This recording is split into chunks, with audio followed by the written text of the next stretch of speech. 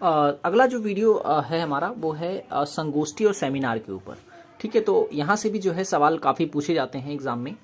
तो जितने भी सवाल यहाँ से पूछे जा सकते हैं वो सारे पॉइंट मैंने जो है यहाँ पे लिख लिए हैं। ठीक है, अगर आपको ये वीडियो पसंद आ रही हो तो लाइक जरूर कर देना, चैनल को सब्सक्राइब नहीं किया तो जरूर कर लें। और अगर आप हमारी पहले की वीडियोस देखना चाहते हैं हैंड रिटन नोट्स के ऊपर, ठीक है, जिसमें मैंने अपने हैंड रिटन नोट्स जो हैं उन पर वीडियो बना रखी है, तो आप जो है वो वीडियोस देख सकते हैं। लिंक इस वीडियो के डिस्क्रिप्शन में दे दी है और इस वीडियो के एंड में भी जो है आपको वो सभी वीडियो की लिंक मिल जाएगी।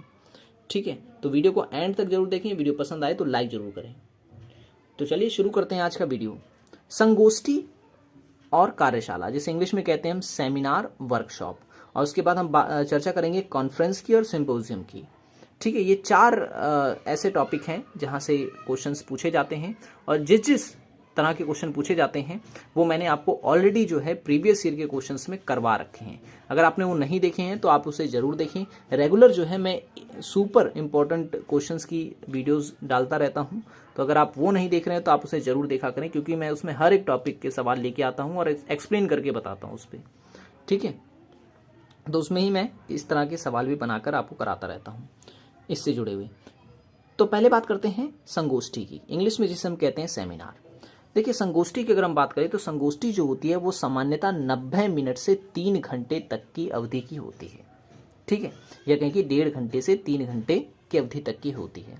अगर आपने कॉलेजों वगैरह में या स्कूल वगैरह में देखा होगा, सेमिनार जो है ऑर्गेनाइज किया जाता है तो वो लगभग जो है 90 मिनट से 1.5 या कहें कि 90 मिनट से लेकर के 3 घंटे के बीच का ही होता है। ठीक है, और इससे बड़ा भी होता है। अगली जो विशेषता इसकी ये है कि जो संगोष्ठी होती है ये सैद्धांतिक निर्माण होता है इसमें। ठीक है, कोई प्रैक्टिकल नहीं होता कुछ भी इसमें। ठीक है, सैद्धांतिक निर्माण पर इसमें बल दिया जाता है। और संगोष्ठी में विषय वस्तु पूर्व नियोजित होती है। पूर्व नियोजित होती है का मतलब ये है कि जो टॉपिक होता है वो पहले से ही डिसाइड होता है कि भाई सेमिनार जो है वो इस टॉपिक पर होगा। ठीक है ना, इस टॉपिक पर है, तो जिसको इंटरेस्ट होता है वो जो सेमिनार में जो है हिस्सा लेता है, सेमिनार में शामिल होता है, और जिसको इंटरेस्ट नहीं होता वो उससे दूर हो जाता है। ठीक है ना, इसीलिए जो है सेमिनार में जो विषय होता है वो पहले से ही बता दिया जाता है। और विषय के बारे में जो प्रतिभागी होते हैं पहले ही उन्हें संक्षिप्त रूप में बताया जाता है कि भाई ये टॉपिक है और इसमें इन पे चर्चा होने वाली है।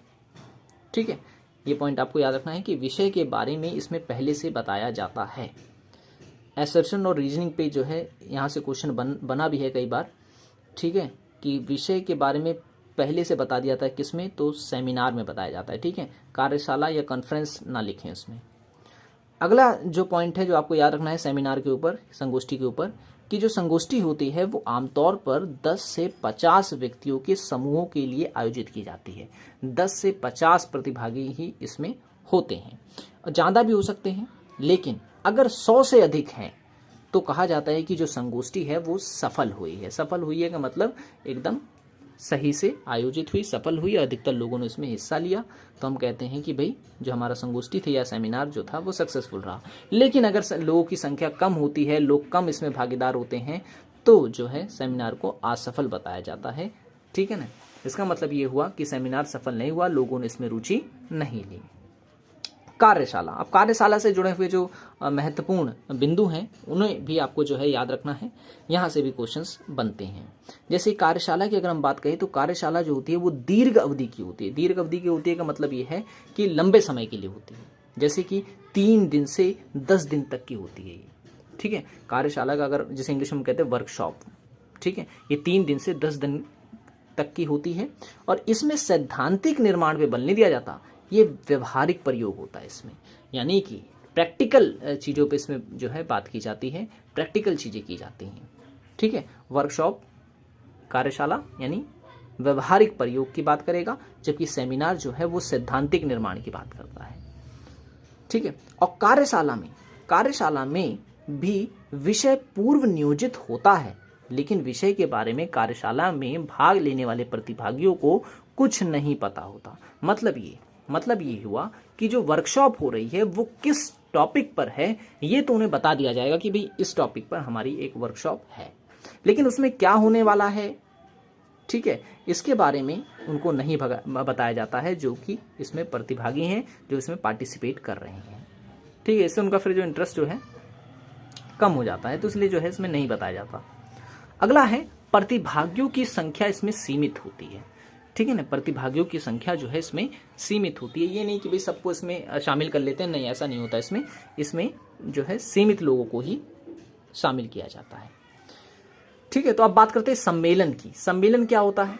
कई लोग जो है इसे वर्कशॉप समझ लेते हैं, ठीक है, लेकिन सम्मेलन अलग है, कार्यशाला अलग है, संगोष्ठी अलग है और परिसंवाद अलग है, ठीक है। सम्मेलन की अगर हम बात करें इंग्लिश में जिसे हम कहते हैं कॉन्फ्रेंस।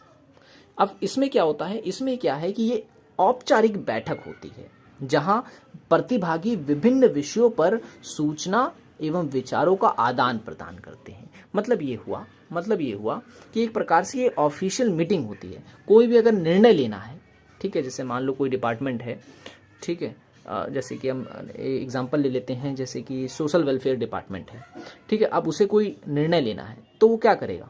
अकेले तो ले नहीं सकता, तो उसका जो चीफ होगा वो सभी जो छोटे लेवल वाले ऑफिसर्स हैं उनको बुलाएगा और उनसे चर्चा करेगा उस विषय के बारे में। तो ये हम कहेंगे कि वो कॉन्फ्रेंस का आयोजन कर रहा है, ठीक है, सम्मेलन का आयोजन कर रहा है, जिसमें सारे के सारे अधिकारी जो हैं, छोटे पद के अधिकारी, वो आएंगे और उनसे जो है वार्तालाप की जाएगी, किस तरीके से जो है गांव वगैरह का विकास किया जाए। तो हम कहेंगे कि वो सम्मेलन कर रहा है, तो ठीक है। तो यही होता है सम्मेलन, कॉन्फ्रेंस जिसे हम कहते हैं, जिसमें सूचना और विचारों का आदान प्रदान किया जाता है। और वो सूचना और विचार जो होते हैं वो किसी विषय पर होते हैं। विषय पर होते हैं का मतलब ये है किसी खास विषय पर आयोजित किया जाता है। ये नहीं कि भाई जाके वहाँ पे गप्पे मारे जाएंगे, नहीं।